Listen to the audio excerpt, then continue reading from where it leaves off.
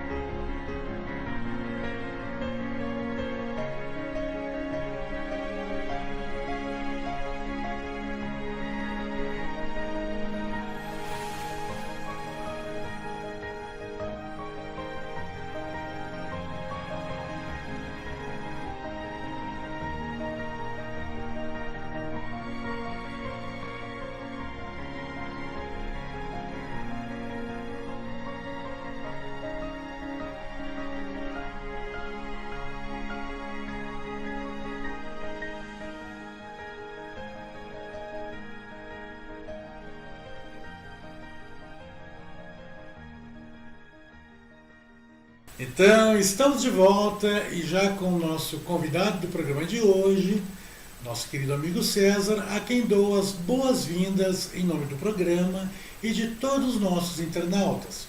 Portanto, seja muito bem-vindo de volta ao programa, caro amigo César, e que bom teres podido estar conosco. E antes de iniciarmos nossas conversas, como de praxe, quero convidá-lo, juntamente com nossos internautas, a compartilharmos de uma prece aos benfeitores amigos. Assim, elevamos nossos pensamentos a Deus, a Jesus e aos benfeitores da espiritualidade, incansáveis trabalhadores do Cristo, bem como ao benfeitor espiritual deste programa, para que nos orientem e nos intuam, a fim de que possamos ser instrumentos efetivamente úteis na realização dessa proposta a qual nos incumbimos, que é de discutir as excelsas parábolas de Jesus à luz da doutrina espírita. Portanto, se conosco, amorosos amigos. Então, vamos ao trabalho. Nosso tema de hoje, como mencionado na abertura, a parábola da figueira que secou. Estamos nos referindo àquela do Evangelho de Marcos, capítulo 11, versículos 12 a 14 e 19 a 21. E sabemos que essa parábola existe com outras narrativas, uma modificação ou outra no título, é apresentada nos evangelhos também de Mateus e de Lucas. Inclusive, já falamos sobre a narrativa de Mateus em programas anteriores, algumas semanas atrás, onde tivemos a presença de nosso querido César, também com nossa querida amiga Maria. Eu vou colocá-la aqui em tela para que nossos internautas possam acompanhar a leitura, pois é relativamente curta. E em seguida, vou passar ao nosso convidado para seus cumprimentos e já ouvir suas primeiras impressões. Colocando então em tela, senhores, bom, temos aqui agora a parábola da figueira que secou, e Marcos então descreve a seguinte narrativa. No dia seguinte, saindo de Betânia, teve fome. Vendo ao longe uma figueira que tinha folhas, foi ver se porventura acharia nela alguma coisa. Aproximando-se, nada achou, senão folhas.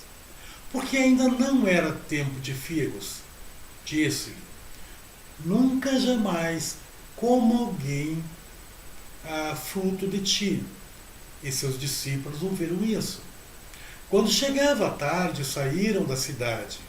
Ao passar de manhã, viram que a figueira estava seca até a raiz.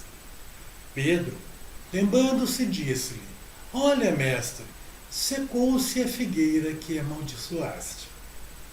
Como ouvir uma pequena parábola e talvez à primeira vista um tanto controversa, mas vamos passar ao nosso convidado César para seus cumprimentos e suas primeiras impressões já desta pequena parábola que traz, por certo, profundas lições a todos nós.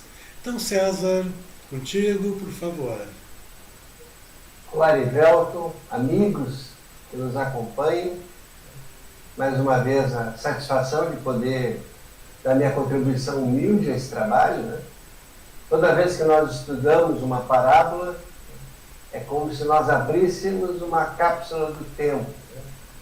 E aquele conhecimento que Jesus passou, né, já há 2000 anos atrás, né, nós praticamente temos contato com aquela pureza, com aquela clareza que foi essa história foi passada aos apóstolos, né? De tal maneira que não sofreu nenhuma modificação pelas traduções, pelas próprias manipulações, né, que ao longo dos séculos tentaram fazer. Mas é uma parábola cheia de simbolismo, né, como nós já estudamos anteriormente. Tem várias referências ao símbolo da figueira com a própria nação Israel, né? Então, um dos símbolos de Israel é a figueira. Também a gente pode fazer uma associação com as individualidades, né? Então a figueira representa também a nossa individualidade. Outro aspecto interessante é que o figo é um dos 7 frutos no Velho Testamento da terra prometida, né? Então o figo também se refere a uma dos frutos que florescem na terra prometida. Um aspecto interessante, né? Jesus tem fome, né? A gente logo vai perguntar, tem fome de quê, né? Certamente não é uma fome física, né? Ele vai procurar na árvore algo que ele já esperava. E fazendo essa ligação com o simbolismo, né? A gente se transporta lá para aquele tempo. Israel tinha recebido a missão de fazer florescer o conhecimento espiritual no planeta, né? Como outras nacionalidades, a Grécia recebeu a missão de trazer o legado da ciência, da filosofia, né? Roma nos deixou o legado do direito, principalmente. E Israel tinha essa missão de fazer com que florescesse em todo o planeta a questão espiritual. E Jesus chega no momento em que ele esperava colher esse fruto, né? E existem vários relatos da época que o conto dessa parábola aconteceu nos momentos finais da encarnação de Jesus, né? Alguns escritores falam que era na terça-feira da Semana da Paixão, né? Então, Jesus vivia um momento muito crítico ali de avaliação do momento, né, da sua missão na Terra. Por isso que ele é tão enfático nessa parábola, né? Nos parece até que ela seja muito dramática, né? Talvez a mais dramática das parábolas, porque já são os momentos finais mesmo de Jesus, né? E ele faz quase que uma pregação da importância da fé, né? Tanto que os outros evangelistas completam sempre essa parábola com a cobrança de que se eles tivessem fé, eles poderiam fazer tudo aquilo ali e muito mais, né? Que a fé até poderia transportar montanhas, né? Inclusive o nosso evangelho, lá no capítulo 19, ele trata dessa parábola também. Tem uma referência muito forte à parábola. E no campo individual, né, Jesus faz muita referência ao que está sendo feito no templo de Israel. O papel do emprego ali, da mediunidade, né, da questão de se fazer mercado das coisas de Deus.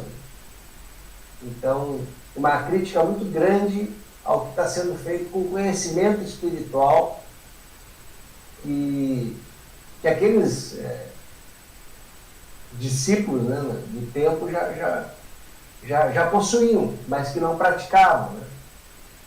Então, esse simbolismo todo, né, nos traz muito ensinamento de o que nós estamos fazendo com o que já foi aprendido, né, dessa parte espiritual, né? Será que nós estamos empregando conforme Cristo pregou já 2 séculos atrás? Todo esse conhecimento da maneira como deve ser empregado, né? Então, nós somos uma figueira que frutifica, né, conforme os ensinamentos, ou nós somos uma figueira cheia de aparência, né, só com folhas, né? Um aspecto interessante é que essa figueira, ela apareceu para Jesus porque ela estava com muitas folhas, né? Ao longe, né, ela deve a imagem de que, tendo folhas, ela poderia ter os frutos, né? E a reação de Jesus, né, foi de não encontrar o que ele foi procurar, né? Sim, por fim, na verdade exato, até porque fala-se em certo ponto ali de que a boa figueira, a figueira bem florida dá figo o ano inteiro. Então, como você disse, vista de longe, parecia que teria figos. Entretanto, quando Jesus se aproxima, vê ali poucas folhas ainda e nada de fruto. Mas eu quero tomar justamente aqui, retornar um ponto que lá no comecinho, quando houvera terminado de ler a parábola, fiz um comentário sobre a aparente contundência da parábola, porque nos passa uma imagem, aquele que lê somente esta parábola de Mateus, e a importância aqui, deixo aos internautas, de lermos as demais narrativas, a narrativa de Mateus, a narrativa de Lucas, a narrativa de Marcos, e confrontar sempre, fazer uma análise, porque senão a gente vai ler esta parábola e vai se questionar, mas como Jesus, simplesmente ficássemos ao pé da letra, quero dizer, justamente, ficássemos ao pé da letra, tenderíamos a imaginar, mas como Jesus faz isso, condena uma figueira que não estava na época ainda de frutificar. Mas eu quero justamente trazer essa questão, né, de que é importante fazer sempre essa análise, até porque nós vamos ver uma questão de temporalidade, e aqui eu já incito os nossos internautas a lerem esta obra que nós temos utilizado como uma das referências bibliográficas para o nosso programa, que é a obra de Caibar Schutel, da onde nós estamos utilizando aqui como referência. Entretanto, buscamos lá no Evangelho, tem também a obra de Rodolfo Caligares, que estuda as parábolas de Jesus. Então é importante que sempre busquemos a mais, não fiquemos apenas numa simples leitura. E essa parábola e essa obra que temos utilizado e que todo o programa eu busco divulgar, porque é uma obra excelente. Ela foi escrita por Caibar Schutel em 1928 e ela faz um estudo bem completo, bem amplo. Claro que, como eu disse, quando vamos ver algumas diferenças quando lemos lá a obra de Rodolfo Caligares, também do próprio Evangelho, vamos notar algumas diferenças de abordagem, talvez alguns sejam mais contundentes ou mais críticos. O importante é que nessa obra que nós estamos referindo, estamos colocando aqui em tela também para os nossos internautas, que para aquele que quer pesquisar mais a fundo, que quer conhecer toda a linha de pensamento do Caibar a respeito das parábolas, e aqui ele trabalha com as 36 parábolas de Jesus, então é muito boa para estudos de grupo e também para quem tem pretensões de palestrante, entrar nessa área de circuito, de palestras, que é muito enriquecedor, nos dá oportunidade de muito aprendizado. Mas, voltando aqui, eu quero trazer, César, algo que eu pensei desta parábola, porque, como sabemos, nossa doutrina espírita tem ali seu tríplice aspecto científico, filosófico e religioso, e nos é de interesse agora justamente trabalhar esse contexto religioso, porém seu aspecto moral, né, da doutrina. E vamos ver ali adiante nos comentários de Caibar algo que eu pensei, que eu gostaria de trazer também para crescer em nossas conversas. Diz Caibar: seja como for, o ensino de Jesus é muito significativo, por haver escolhido uma árvore a fim de melhor gravar no ânimo de seus discípulos a lição que lhes queira transmitir. Bem assim, as gerações que deveriam estudar nos evangelhos a verdade que orienta e salva.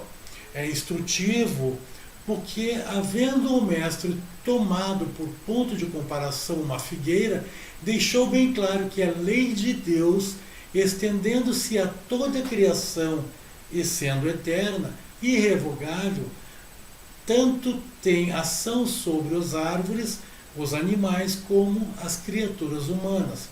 Essa lei que rege na figueira a produção de frutos é a mesma que rege nos homens a produção das boas obras.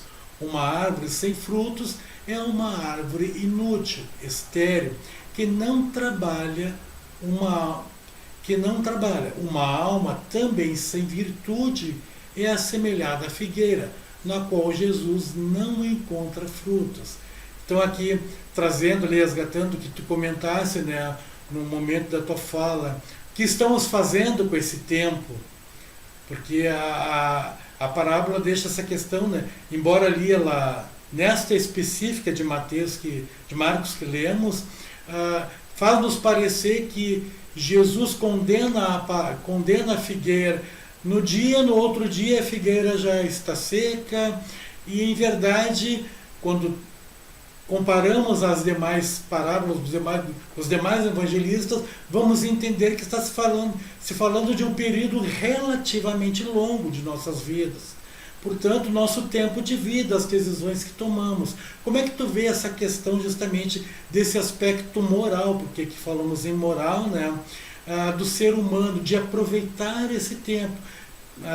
Lembrando nossos internautas que quando nós estudamos a doutrina espírita e as parábolas de Jesus, é importante que, sim, entendamos o contexto histórico, como tu bem trouxe ali, bem trabalhasse essa questão da significância, da época, do contexto histórico, mas é importante que saibamos transpor aquele ensinamento de lá para os dias de hoje. Como é que tu vê isso nessa nossa sociedade atual, nós como figueiras, e o que Jesus, o que Deus espera de nós? Como tu bem destacaste, Arivelto, o ensinamento ele é atemporal, né? Então, a associação com as leis naturais é fundamental, né? Então, se nós formos lá lembrar da lei do progresso, né, tudo aquilo que não frutifica, né, vai estar fadado a acabar, né, como a figueira. A figueira é inútil, né, que não frutifica. Ela tem seu tempo, né? Ela privilegia o aspecto da materialidade, então não interessa a evolução, né? E a lei de destruição vai cumprir a sua tarefa, né?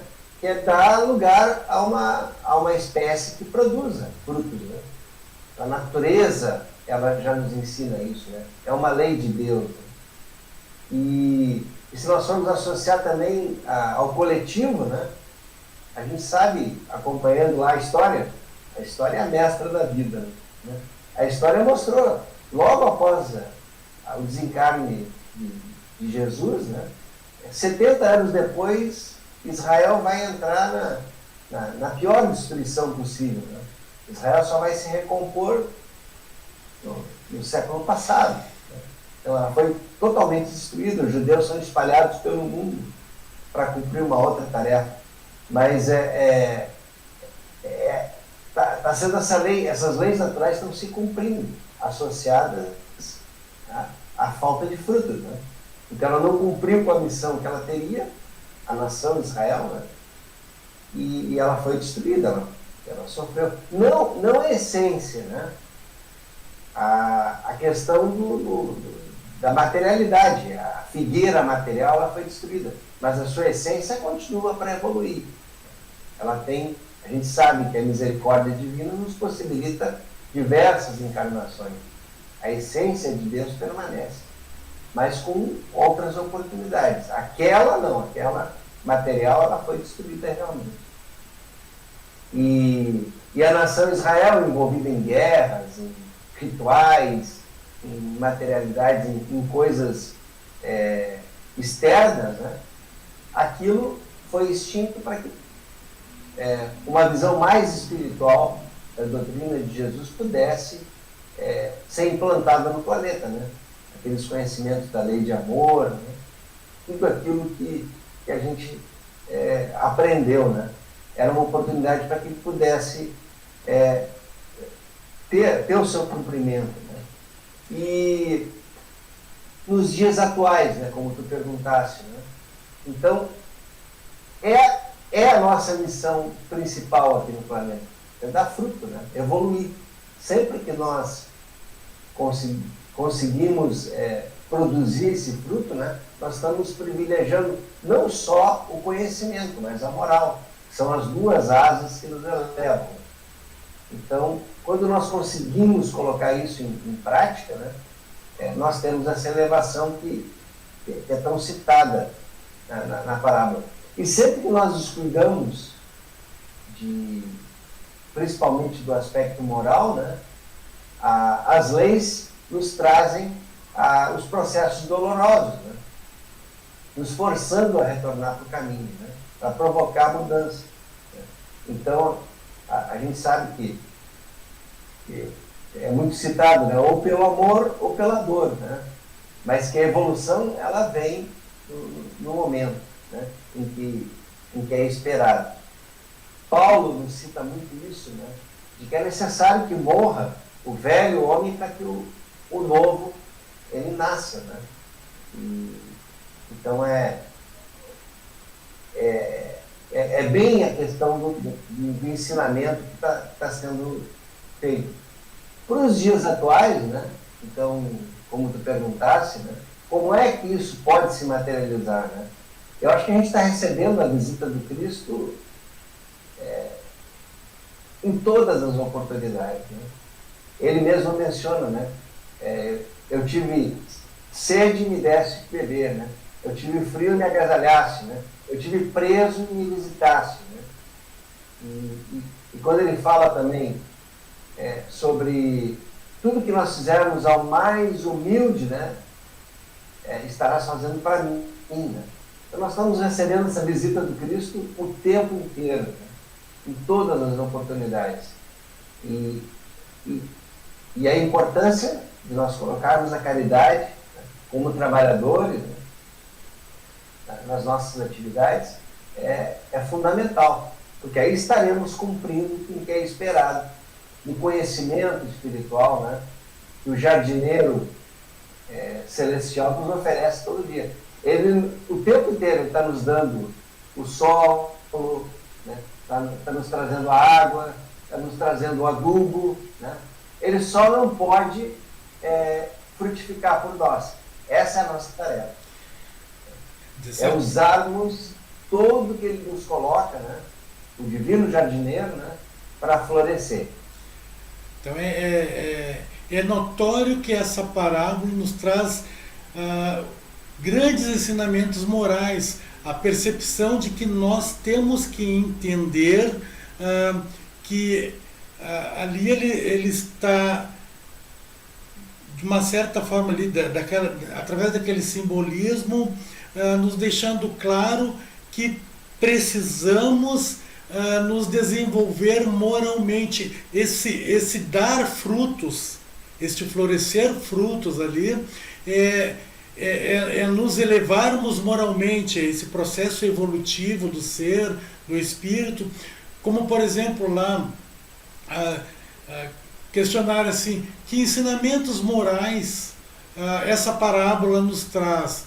E é justamente, tu bem citaste a questão, né, da lei da destruição, da lei do trabalho. Então, estamos aqui. Qual é aquela questão, né? Por que eu estou aqui? Qual o propósito da minha existência? Porque muitas vezes acontece de que, por maiores que sejam minhas dificuldades, se eu parar para refletir, parece que algo me segura. Existe aquele colo fraterno, né? Tipo, parece que alguém me levanta quando eu estou caindo. É muito comum a gente ver situações como essa, até depoimentos de pessoas bem assim, poxa, eu estava completamente perdido, mas de repente ali resolvi fazer uma boa prece, e parece que alguma coisa aconteceu que me sustentou de novo e me abriu uma percepção, aquele insight que a gente chama assim, né? Tive uma percepção de que eu estava agindo incorretamente em relação, por exemplo, à lei do trabalho, à lei da conservação, à lei da igualdade. Eu tenho que trabalhar, portanto é bem importante, e aqui novamente eu incito aos nossos internautas, que busquemos estudar o capítulo dessas leis morais, bem como lá no Livro dos Espíritos, e buscar todas as questões relacionadas. Tem, por exemplo, lá, né, a lei do trabalho, que versam lá das questões 674 a 685, a lei de destruição 728 a 765. Mas como é que tu relaciona estas leis com a parábola? Basta que vamos até lá, vamos ler e vamos refletir e vamos entender essa figura de linguagem que Jesus traz, quando se espera o trabalho, se esperava que a figueira desse frutos e ela não estava. Por que ela não estava dando frutos? E aqui eu volto novamente àquela questão da comparação com as demais outras parábolas, também que versa sobre a figueira, mas também com outras abordagens, que deixa claro que a figueira fora sido bem plantada, fora sido adubada devidamente, ou seja, todos nós recebemos iguais oportunidades da justiça divina, né? Somos colocados em um meio que podemos prosperar. E aí, neste caso, cabe a nós, com o nosso livre-arbítrio, que justamente nos diferencia, não somos apenas uma figueira que está ali, que é um vegetal, não tem um livre-arbítrio. A figueira não pode escolher se dá ou não frutos. Nós podemos escolher se trabalhamos ou não. E o problema... Desculpe. E a questão, né, como tu citou, é de que não é exclusivamente na parte espiritual, né?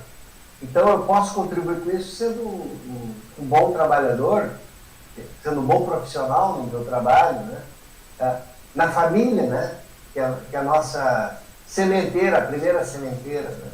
Sendo um bom pai, né? Cuidando pela educação dos meus filhos, né? Então, no dia a dia, no cotidiano, e depois, no tempo que dedicar à caridade, né? Na casa espírita ou na sua religião, né? Procurando desenvolver a sua mediunidade, inicialmente estudando, e depois procurando uma tarefa em que ele possa distribuir esse amor, essa caridade para o próximo, para o necessitado, que o procura, né? tem uma frase do Chico que é bem, exemplifica bem isso, né?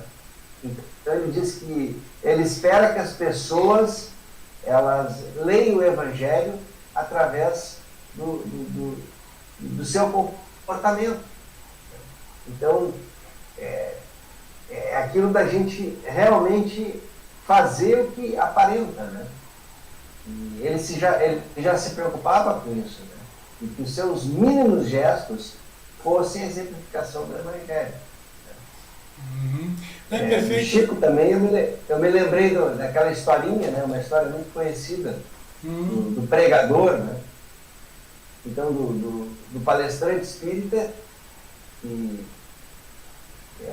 ele fazia palestra, era um palestrante conhecido, e sempre tinha lá no último banco, né, um senhor de idade que sentava lá, e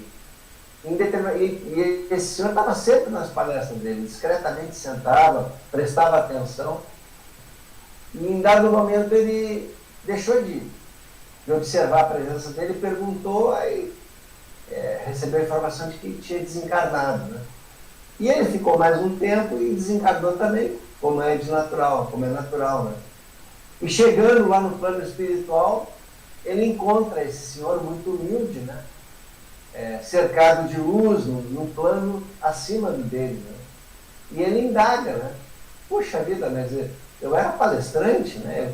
Eu estava cumprindo uma tarefa de destaque na casa espírita, né?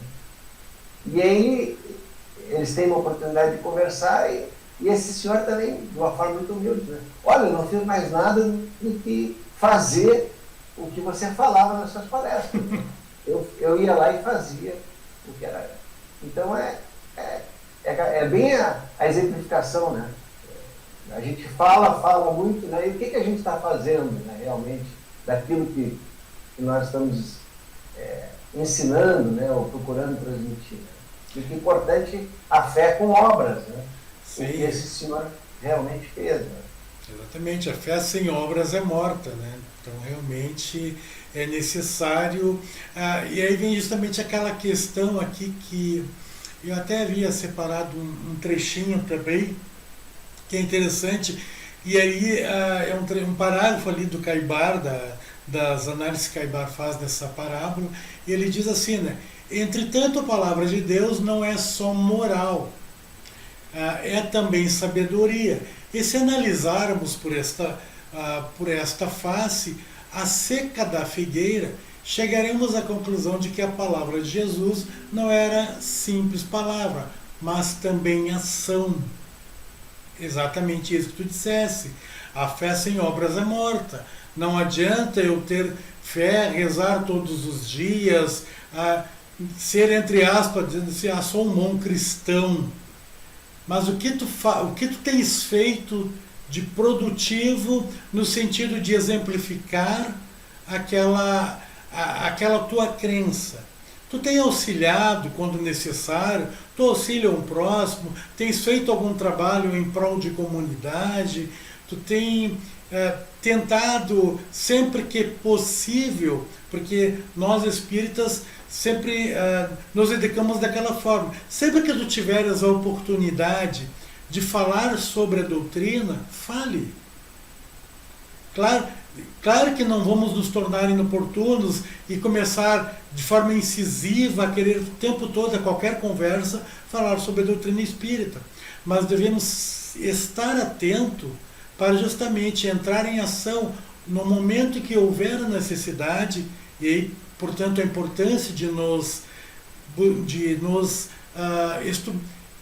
estudarmos bem a doutrina, bem a sua fundamentação, para sempre, muitas vezes, quando diante de um grupo de pessoas, de um diálogo com um amigo, que suscitar alguma dúvida e vermos a oportunidade de elucidar através dos conceitos da doutrina, devemos fazê-lo. Então, estaremos em ação, né? Que é essa fé em movimento, essa fé em ação. E aí é este ato de dar frutos. Então nós, como figueiras, estaremos usando da nossa vontade, nossa razão, de nossa determinação em cumprir o nosso objetivo, que nosso objetivo não é apenas dar frutos para nós. O objetivo, se pudéssemos dizer assim, bom, a figueira, qual é o propósito da figueira? É dar frutos e sombra. Perfeito. Frutos e sombra. Por quê? Qual é o propósito? Um andarilho poderá se servir desta sombra para descansar e poderá se servir deste fruto para se alimentar, tal qual nós, como seres humanos, como indivíduos.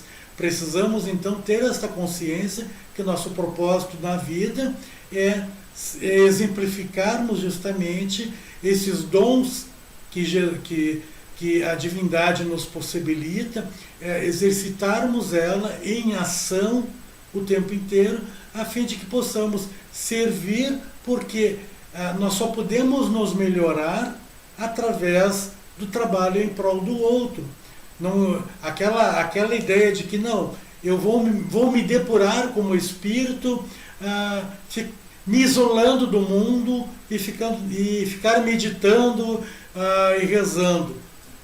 Não, isso não funciona. A verdade, a gente sabe que somos seres, nós vivemos em sociedade, vivemos em família, como tu bem exemplificaste, né? Dentro da família, nós temos que exercer esse nosso papel, porque é através desta troca constante é que nós verdadeiramente vamos nos elevar como espíritos. Exato, né? E aí a parábola nos ensinando que todas aquelas instituições, todas as nações, todas as pessoas que não tiverem a devida elevação moral, né, no tempo certo, né, elas vão ficar pelo caminho. Né? A gente sabe lá da necessidade de evolução para permanecer em determinados mundos, né, acompanhando a evolução de determinados mundos. Né? E é um processo natural, não é castigo, não é nada. Né?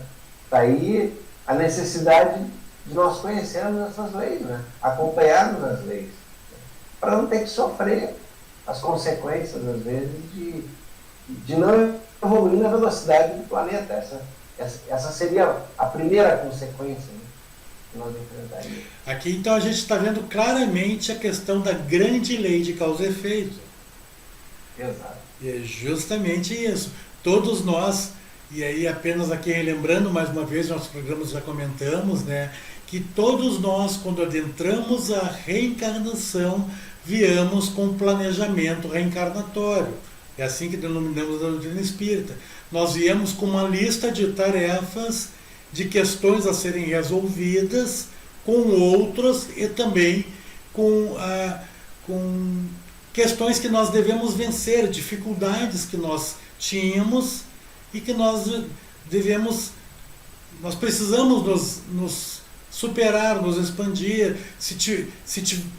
Se, por exemplo, na encarnação passada nós tínhamos grande dificuldade de nos expressarmos, seguramente viemos nessa encarnação ainda com os registros dessa dificuldade, mas nós vamos vir diante de oportunidades para este aprendizado, esta oportunidade de aprender a nos expressar. De repente, como a gente já comentou aqui, viemos dentro de um lar espírita e casualmente, que a gente sabe que não é casualmente, acabamos fazendo parte de um grupo de estudo espíritas, onde nos é, por exemplo, oferecida a oportunidade de fazer um curso de expositor espírita.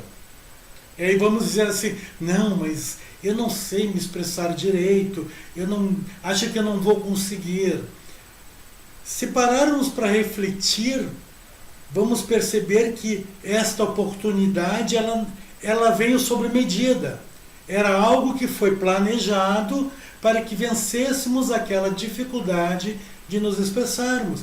Então devemos aceitar, por mais difícil que seja vencer a timidez, mas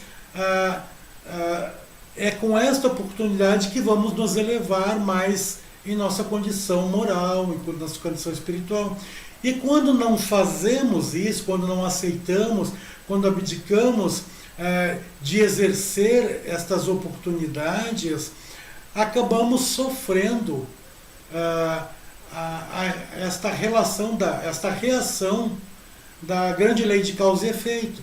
E aí, como tu bem disse, se não aproveitarmos esta oportunidade que tem nos sido dada, sabemos que estamos vivendo uma época de transição, de grandes perdas no mundo inteiro, e essas perdas não têm acontecido por acaso, nada é por acaso.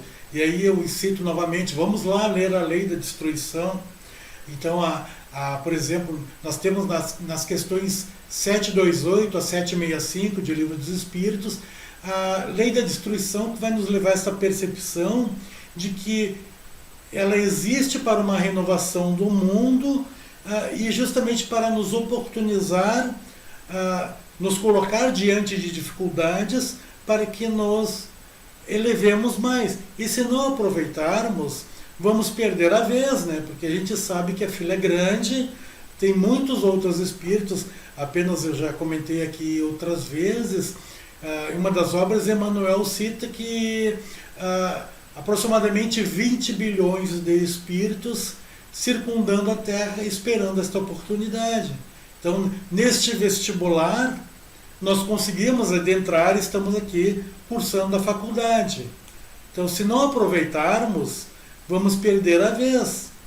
Aí outros virão e até nós conseguirmos outra oportunidade, pode demandar um tempo muito grande ou pode ser até que, dependendo da situação, sejamos até relocados para outra universidade, outros mundos, né?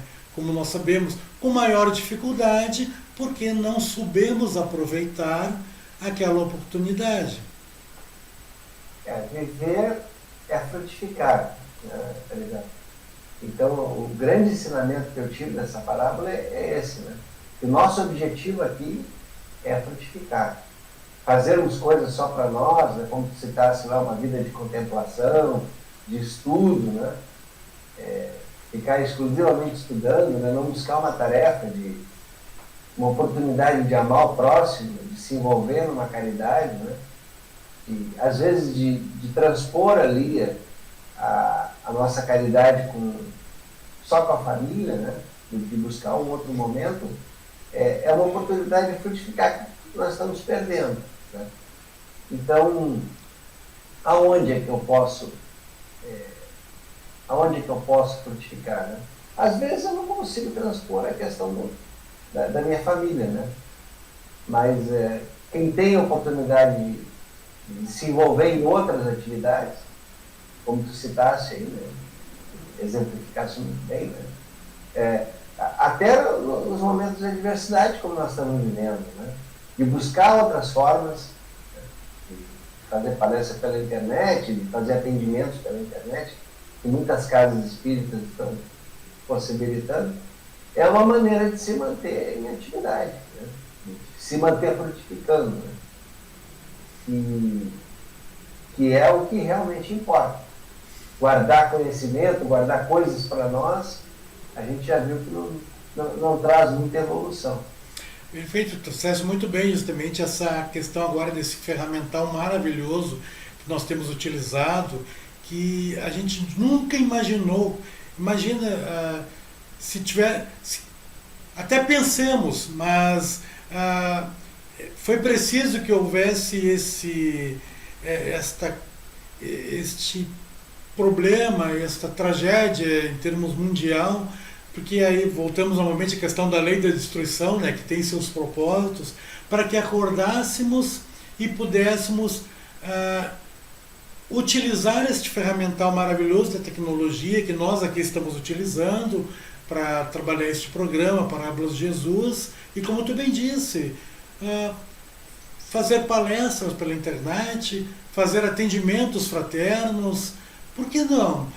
Podemos fazer. Muitas casas espíritas hoje têm feito um trabalho de apoio fraterno via internet e tem funcionado. A gente bem sabe que também aquelas áreas, aqueles profissionais liberais, como psicólogos, psicoterapeutas, hoje têm feito seus atendimentos via internet e tem funcionado também. Algumas consultas médicas, né? Exatamente.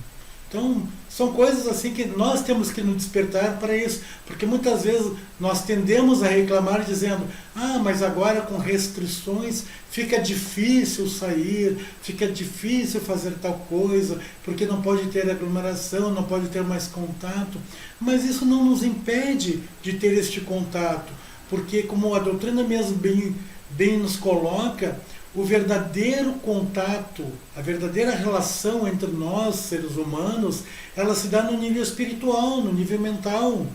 Não é necessário que tu toque o outro fisicamente para ter um contato. Senão, não teria sentido o capítulo sobre a eficácia da prece, que temos lá no final do Evangelho, e que deixa muito claro o poder que a prece tem, transpõe distâncias imensuráveis, de um país ao outro, de um continente ao outro. Nós podemos aqui estar fazendo prece por outros em outro continente, e isso já é um ato de frutificar. Então é interessante que tenhamos essa percepção quando paramos para fazer as nossas reflexões sobre a vida, porque muitas vezes vamos nos encontrar, e cada vez mais talvez, não sabemos até quando, em dificuldades que se agravam em função dessas questões pandêmicas, e muitas vezes ficamos um pouco desmotivados, mas paremos para refletir e olhar no entorno o que nós temos à nossa disposição como ferramenta que podemos utilizar para pelo menos exercer esse frutificar, né? E aí nos elevarmos, mas não pensarmos só assim, né? Bom, eu vou fazer isso porque eu vou receber. Não temos esse pensamento, porque senão nós vamos começar sempre com aquela ideia de troca. Eu vou fazer porque eu vou receber, eu vou fazer porque eu vou receber. E a ideia não é essa.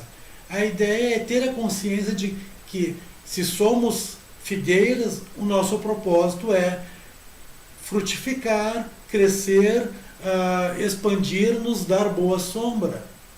Não importa se vamos fazer isso à espera de que alguém venha comer o fruto ou alguém vai se beneficiar da sombra. A nossa tarefa é andar para frente. E temos... Exatamente, perfeito. Tem uma referência a essa parábola no Evangelho também, se não me engano é de Mateus, né? Ele fala que pelos frutos os conhecereis. Então, é bem uma questão da sintonia espiritual, né? Nós seremos reconhecidos espiritualmente em função das nossas obras, né?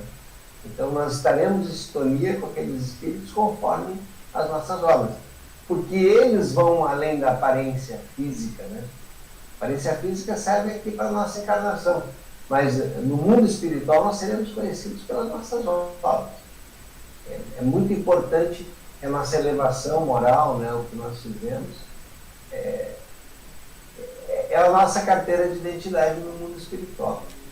Perfeito, César. Eu até me lembrei agora que você estava falando de uma palestra que eu assisti com a grande Ana Jaissi Guimarães, em que ela falava sobre o nosso cartão de visitas. E o nosso cartão de visita está expresso em nós. Aqueles que têm olhos de ver enxergam diretamente. E aí também lembrei da grande referência do Cristo. Meus discípulos serão reconhecidos por muitos se amarem. Então, isso nos destacará. Mas somente aqueles que têm olhos de ver conseguirão perceber. Conseguirão destacar. E é assim que os espíritos nos destacam também, né? Quando retornarmos à pátria espiritual, seremos vistos justamente pela quantidade de amor que colocamos em movimento, pela ação de nos melhorarmos, de não buscarmos apenas para nós, mas simplesmente de cumprirmos a nossa função. Como eu disse há pouco tempo atrás, a figueira não pensa que eu preciso dar frutos porque eu tenho que alimentar alguém, eu preciso dar sombra porque alguém vai sentar. Ela não pensa isso, ela simplesmente é isso. Então, nós temos que parar de pensar demais por que vamos fazer algo e fazer. é o andar para frente.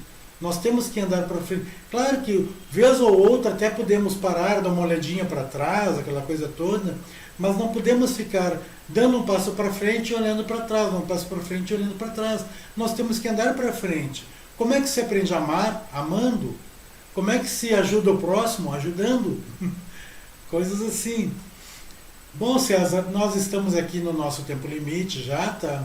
Eu gostaria então que tu deixasse alguma mensagem final para a gente já se encaminhar para o nosso fechamento do nosso programa de hoje. Então fica à vontade, se quiser dizer alguma coisa.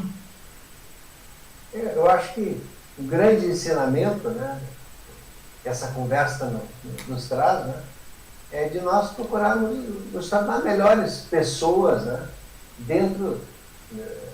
E não vai ser através de grandes revoluções, né?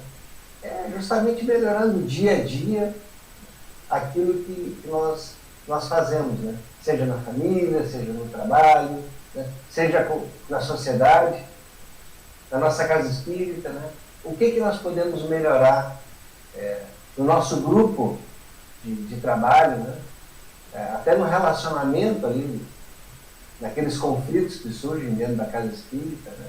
O que nós podemos fazer para nos tornarmos melhores trabalhadores, melhores instrumentos, né, de Cristo. E poder, né, fazer parte dessas leis naturais de uma maneira mais suave, né?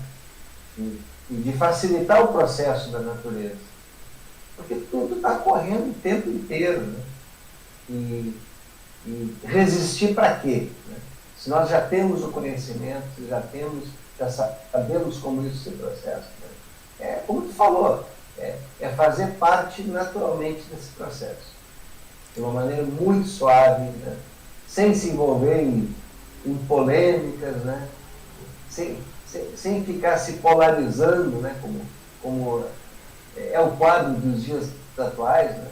A gente vê tanta polarização, né? Tanto sofrimento, às vezes por coisas que não são importantes. Né? Tem coisas muito mais valiosas para a gente se envolver.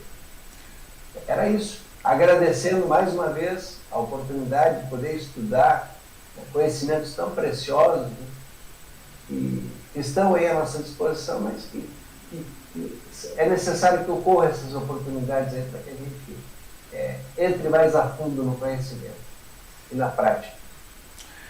Obrigado, Oliveira. Perfeito, César. Nós é que agradecemos por te disponibilizar a estar conosco. A gente sabe que tu mesmo nos comunicaste que recentemente estava com um pouco de gripe, não estava sentindo muito bom. Que bom que tu conseguiu superar e conseguiu estar conosco hoje. Que bom, então todos nós agradecemos. Eu queria te convidar, juntamente com os nossos internautas, para que fizéssemos uma pequena prece de encerramento, mais uma vez elevando nossos pensamentos a Deus, a Jesus e aos benfeitores amigos, bem como ao benfeitor espiritual desse trabalho, agradecendo por mais esta oportunidade de aprendizado. Queridos e amados amigos, somos gratos por cada instante, por cada intuição recebida, por cada percepção que tivemos ao longo desses minutos. Muito obrigado, querido amigo, e permita também, como pedinte que somos, que possamos dividir com os nossos familiares, nossos amigos, as impressões que aqui colhemos. Então, mais uma vez, muito obrigado, querido amigo. Gratidão a todos convidados e convidamos a registrarem nos comentários os seus pareceres, seus questionamentos e até mesmo suas críticas, pois são muito importantes para nós. Inscreva-se em nosso canal, compartilhem nossos programas com seus amigos, pois você poderá estar ajudando alguém a sanar alguma dúvida. Aponte sua câmera do seu celular para esse QR Code que você vê aqui na tela à sua direita e rapidamente você chegará em nosso canal. Então, meus queridos amigos, até o próximo sábado, com um novo convidado, uma nova dupla e uma nova parábola. Deus abençoe a todos. Até mais. Obrigado, César. Muito obrigado. Um grande abraço.